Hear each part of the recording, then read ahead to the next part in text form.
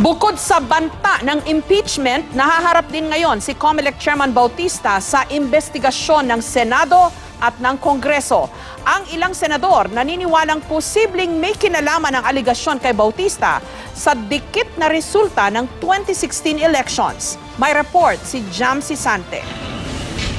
Impeachment ang maaaring kaharapin ni COMELEC Chairman Andy Bautista kung mapapatunayang totoo ang sinabi ng asawa na may tinatago siyang yaman. Hinala ni Patricia Paz Bautista, mukhang may mga corrupt practices daw ang asawa habang nasa gobyerno. Hindi lang ito away mag-asawa.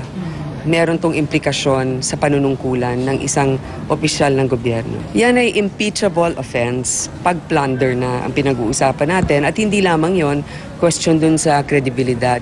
Bilang pinuno ng COMELEC na isang constitutional commission, sa pamamagitan ng impeachment pwedeng matanggal sa pwesto si Bautista. Sabi ng ilang senador, dahil sa mga alegasyon kay Chairman Bautista, it really casts a cloud of doubt in the 2016 elections pagkaganyan. And most probably, especially to those who are questioning the results. Wala akong question. Hands down, panalo si Pangulong Duterte.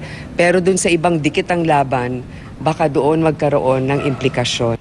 nakabinbin sa Supreme Court na tumatayong Presidential Electoral Tribunal ang election protest ni Bongbong Marcos sa pagkapanalo ni Vice President Leni Robredo. Bukod sa banta ng impeachment, kaliwat kanan ng investigasyong haharapin ni Chairman Bautista. Pinaiimbestigahan na ito sa Senado ni Senador Tito Soto at ni Kabayan Party List Representative Harry Roque naman sa Kamara. In the course of the probe or the inquiry, then may establish kung ano yung ma-verify natin what really are the facts by which itong issue na to. I guess it will have to be probed. Pero I'm just saying that I have confidence in Andy and I personally believe in the guy. Pero yung the due process, syempre may due process. It's really easy to accuse someone of any wrongdoings, pero yung pinakamahalaga dito yung ebidensya.